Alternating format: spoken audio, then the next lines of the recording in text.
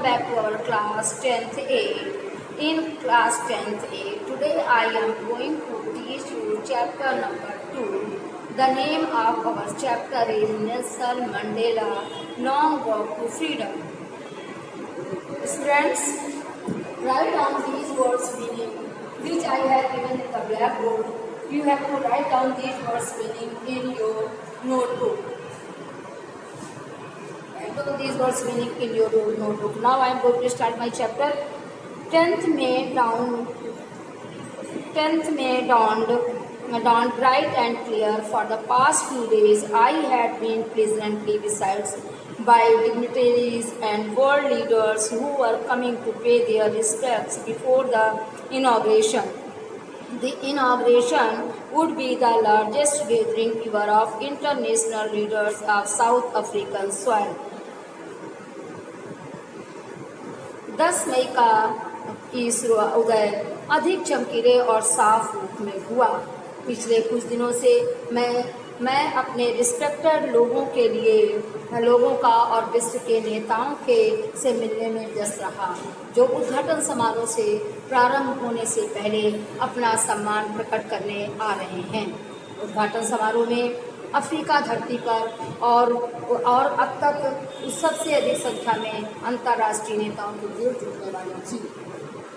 The ceremonies took place in the lovely sandstone amphitheater framed by the Union building in Pretoria. For decades this had been the seat of white supremacy, and now it was the site of the rainbow gathering of different colors and nations for the installation of South Africa's first democratic non-racial government. On that lovely autumn day, I was accompanied by my daughter Jainani. On the podium, Mr.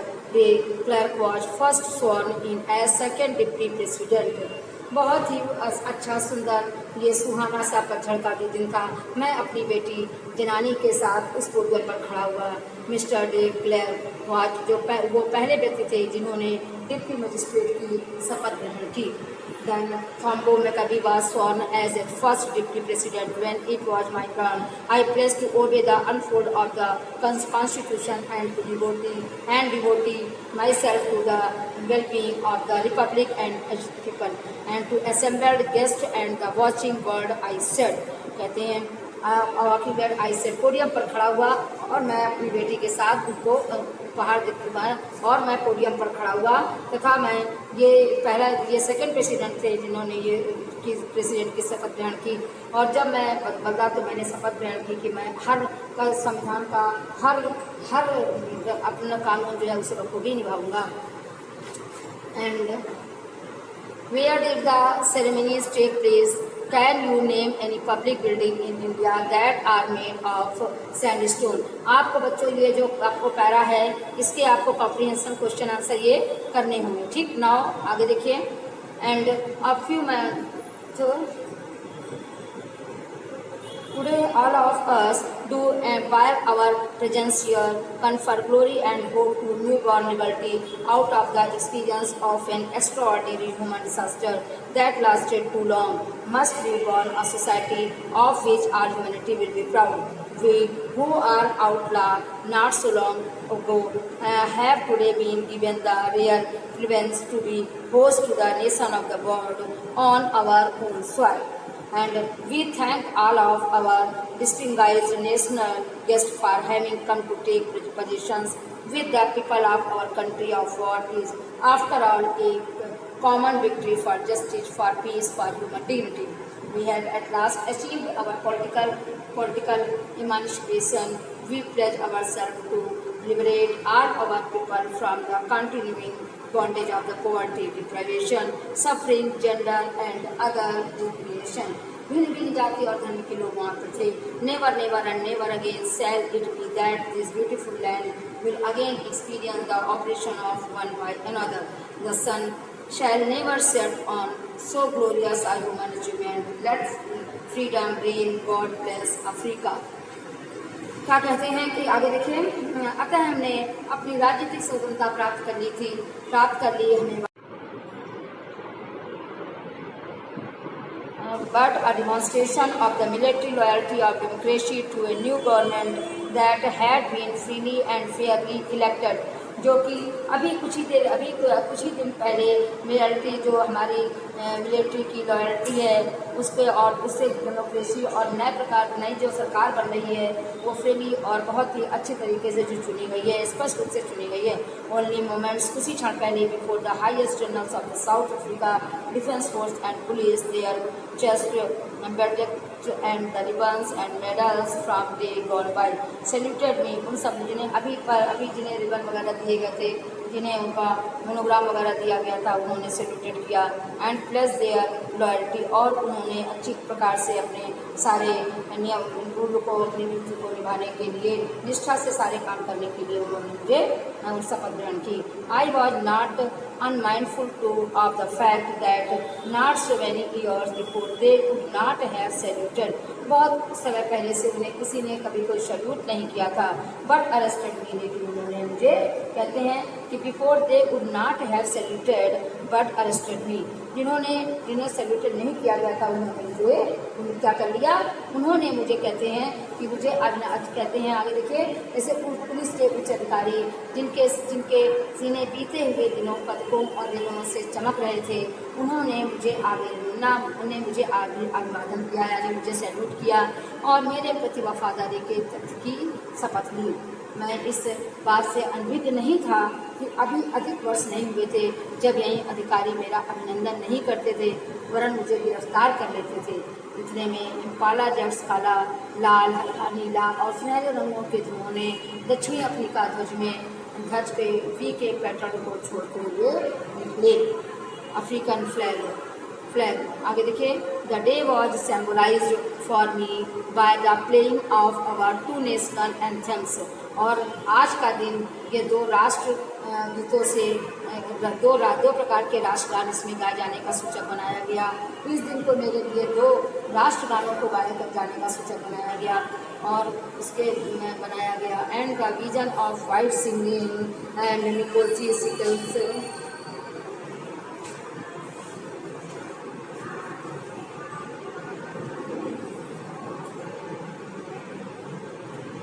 old anthems of Republic. Although that day neither group knew the lyrics of the anthems they once despised, they would soon know the words by heart.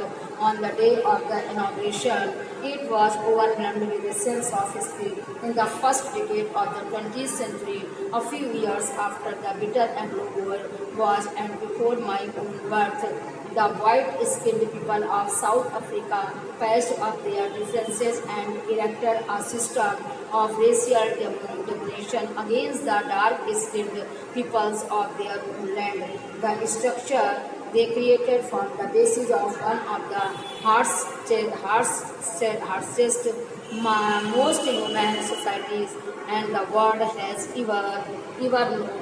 Now, in the last decade of the 20th century and my own 88th decade as a man, that system had been overturned forever and replaced by one that recognized the rights and the freedom of all people, regardless of color of that skin. उद्घाटन समारोह के दिन मैं इतिहास की भावना से अभिभूत था। आप ये देखिए आगे कहते हैं जो कि मैं स्वयं के जन्म से पहले दक्षिण अफ्रीका की गोरी चमड़ी वाले लोगों को अपने भेदभाव वाली काली चमड़ी वाले लोगों पर थोपे और उन स्वयं को देश की काली चमड़ी वाले लोगों के लिए एक नस्लीय नियंत्रण का तंत्र खड़ा कर दिया। जो ढांचा उन्होंने खड़ा किया वह दुनिया द्वारा जाने गए अब तक के सबसे अधिक मानवीय समाज के निर्माण का आदेश बनी। अब 20वीं शताब्दी के अंतिम डेकेड्स माने दशक में और मनुष्य के रूप में मेरे जीवन में 8 डेकेड्स माने दशकों में यह तंत्र हमेशा के लिए बदल चुका था। इसके स्थान पर एक ऐसा तंत्र आ चुका था जो लोगों की चमड़ी के भेदभाव के बिना स्वतंत्रता व अधिकारों को मान्यता प्रदान करता था। The policy of apartheid created a deep and lasting wound in my country and my people. All of us will stand. All of us spend many years, if not generations, recovering from that profound hurt. But the decades of operation and brutality had another unintended effect, and that was that it produced the Oliver Tumbos and water scissors and cheap Luthidis. You should could deduce the Bram Scissors, the Robert Sobulkers, and our times men of such extraordinary courage, wisdom, and generosity that their life may never be known again. इस प्रकार के विशेष साहस वाले व्यक्ति और ज्ञान वाले तथा उत्सुकता वाले व्यक्ति जो हैं वो ऐसे नेवर बी नोन अगेन फिर कभी नहीं जाने जाएंगे. Perhaps it's requires such depth of operation to create such heights of the character. My country is rich in the minerals and gems that lies beneath its soil. हमारा देश जो है वो जवाहरातों का मतलब रत्नों का जो है वो धनी है, खनिजों का और रत्नों का धनी है जो हमारी इस धरती पर है.